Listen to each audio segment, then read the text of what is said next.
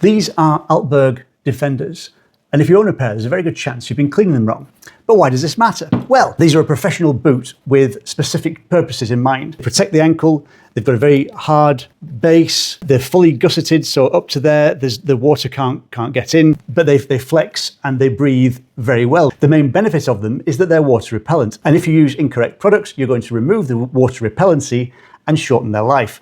Unfortunately, two of the worst culprits are products that I use on my channel all the time. So today I'm going to show you the things that you should avoid and what you should do instead. So strap yourselves in, it's going to be a great video, and we're going to turn that into that using the right products and the right technique. They're a British-made boot. They were designed in Yorkshire in the late 80s, early 90s, and were designed specifically for use in challenging terrain. So everything from jungle to mud to snow and ice, you can wear these and they will last. So they need to be properly looked after. Now, if I pop this over to one side for a second, I'm going to tell you the things to avoid. Every time I do a video where I clean a pair of boots, I say, get your saddle soap and your applicator brush. This is a no-no. Why should you avoid saddle soap? Because this is a very specific type of leather that's been properly treated to be water repellent. Not just water repellent, but breathable, and it needs to be treated properly. And if you use a saddle soap, you're going to strip out the water repellency and dry out the leather, which will crack it and make it more susceptible to water ingress. The second culprit is this. This happens to be kiwi polish, but it's the same as most shoe polishes on the market in that it's paraffin-based.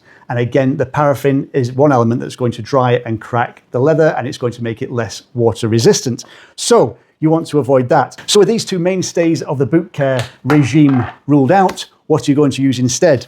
Well, this is why we're here today. So the first thing we're going to use is plain water. Water with nothing in it. As I said, these are water repellent, so water is not a problem. It's only when you start adding stuff into the water that it becomes a problem. So first of all, as ever, it's going to be laces out, shoe trees in.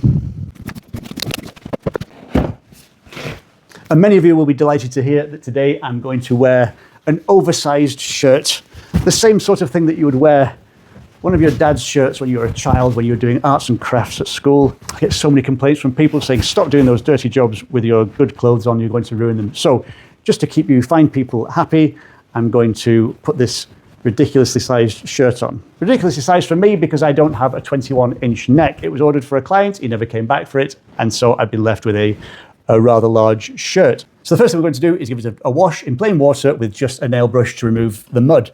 After it's dried, we're going to treat it with some leather grease. Now you can either use the Leder-Gris that's made by Altberg themselves, which I've got some of here, or you can use something like leather honey, or I'm going to be using Renapur, which is really good for conditioning, and it's a deep conditioner and it doesn't harm the waterproofing of the boots. We're then going to go with the Leder-Gris and finally some Leder gloss. So the combination of these processes is going to clean off all the mud. We're then going to restore some deep conditioning to the boots before restoring the waterproofing finish and the shine. So let's get started. We're just going to dip our toe in the water, as it were. And just give it a good scrub.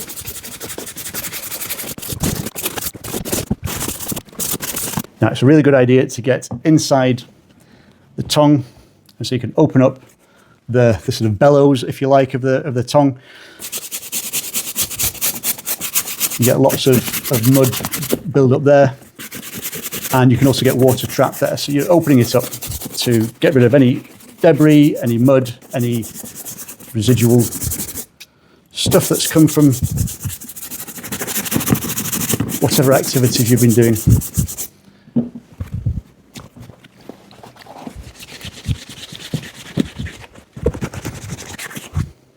Use a microfiber cloth to dry it down.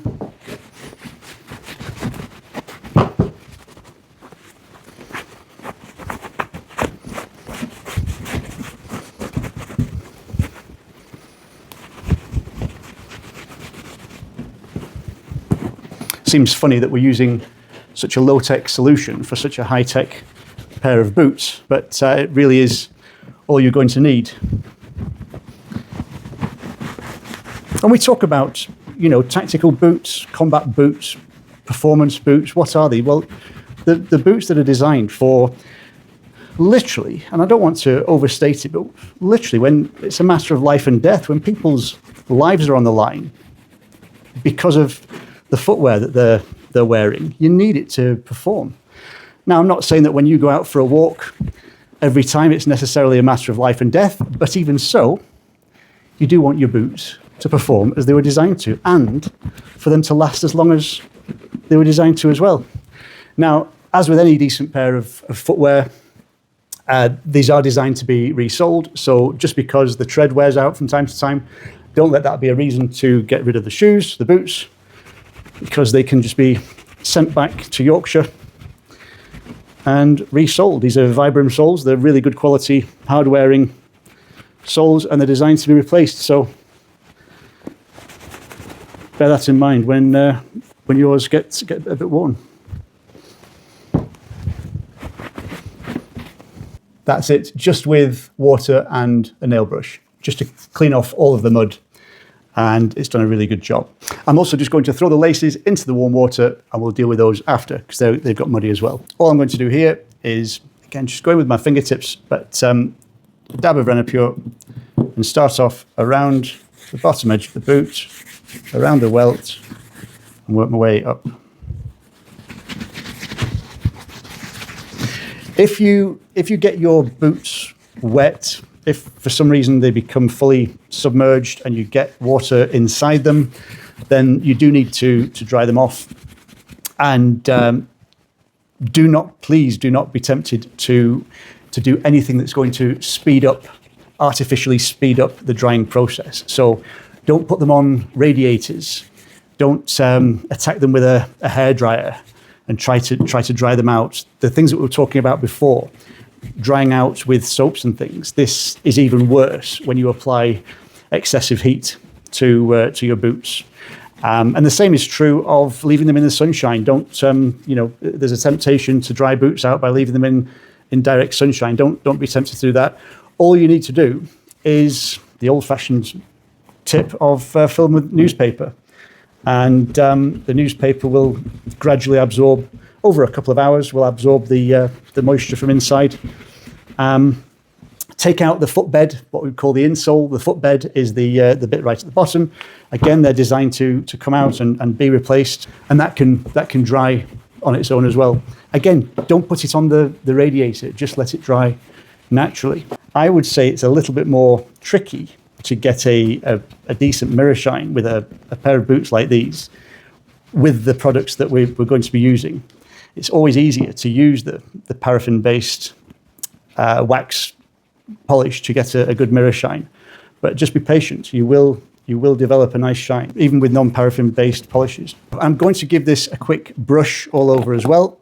As we've said before, brush, it's not so much buffing, it's more redistribution of the product. It gets it in and around all of the creases and the cracks, and just make sure that it's not forming blobs anywhere. It just makes sure it's properly distributed across the surface of the leather. And there we are, that's with the Renapur. So all it is a bit of conditioning. Next, we're going to use the Leder-Gris for waterproofing, and then give us a shine with the Leder Gloss. But that's a job for tomorrow. I'm just going to leave the boot just now to let the Renapur sink in overnight, and we'll come back to it tomorrow.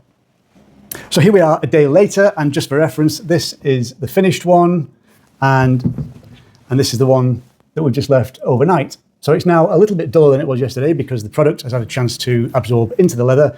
But today we are going to finish it off with these two here. This is Leder-Gris, which is basically the waterproofing for the Altberg boots, and Leder Gloss, which is the final finish. These are both in MOD brown, which is the colour of these military boots. So without further ado, let's just get cracking. I'm going to use a small applicator brush, and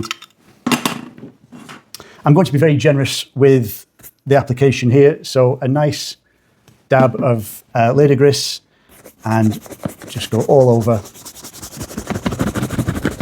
Now there are lots of nooks, so just take extra time to go through, to push out all the creases and get in amongst all of the little nooks and crannies on the boot. And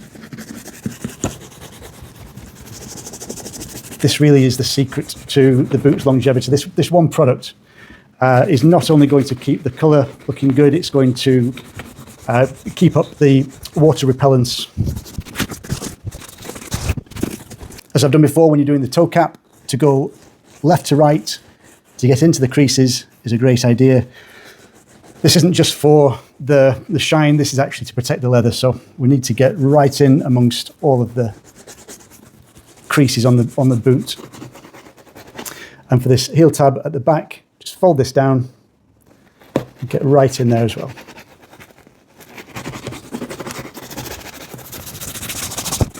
Now we're going to take a buffing brush and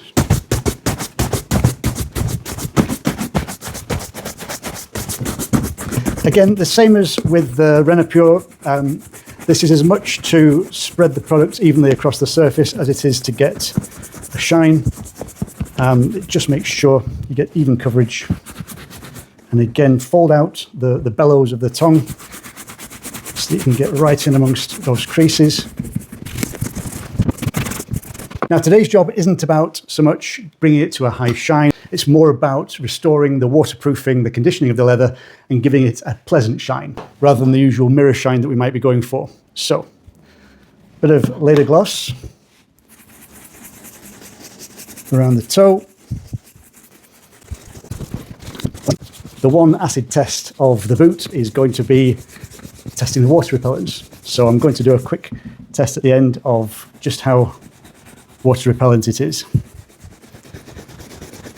And hopefully it makes for quite an impressive demonstration.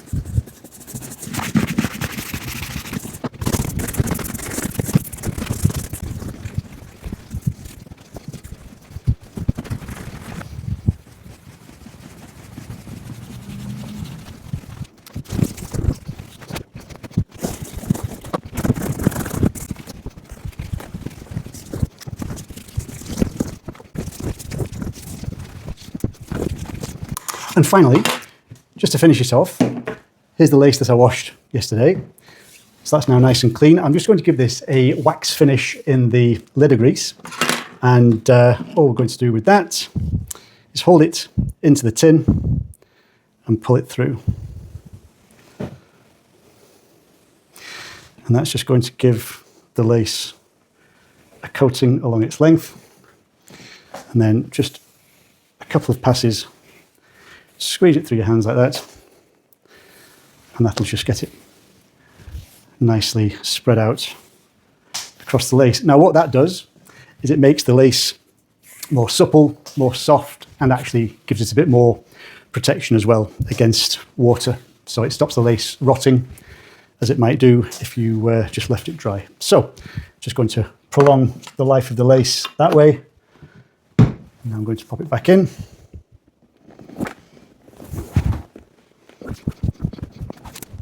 Now, different models of Altberg boots lace in different ways. Some will have these D-rings, and some will have a speed lacing system. This has got a combination of 3 different types of lace holes. There's actually a couple of options at this point. Now, you can either go from there over to the opposite side, or you can go up the same side. For the sake of this as a demonstration, as one of the options, I'm going to go up the same side. Now what this does is, instead of tightening the boot over the top of the ankle, it leaves that a little bit more flexible. So depending on the shape of your foot and how you like the boot to fit, how snug you like it to be, this can really help. So different ways of lacing your boots aren't just for decorative purposes, they have a very practical purpose as well. And you can leave that loose at that point, and then after that it's just speed lacing at the top. So you can leave that like that and tuck it in just out of the way. But there we are. So that is the correct way to wash and care for your Altberg boots. We've got no soap and no paraffin-based polish, so that's going to keep the water resistance at its maximum. And just to show you what I mean, up to the light, the water, if that's the rain, it's creating droplets and running off very quickly. And as you can see, a quick tap and the droplets come off. That isn't going to soak into the leather as it would with other boots. So that's the whole reason why we clean and condition the boots the way we do. And the same applies really to any water-resistant leather. If you want your walking boots or your motorcycle boots to be water-resistant for longer, then do it this way. And next time, I've got a bit of a treat, because this is the same style of boot, but as you can see, it's in a very sorry state. This has had so much wear around the toe that the top layer of the leather has worn off, and if I do a quick test, you can actually see that the water literally just soaks right into the leather. So this needs a full restoration. It's going to need the full recoloring and building up from scratch. So come back for that one. If you're not subscribed to the channel already, subscribe, because that one's going to be worth coming back for. Anyway, any questions, pop them in the comments. But until next time, take care. I'll see you very soon.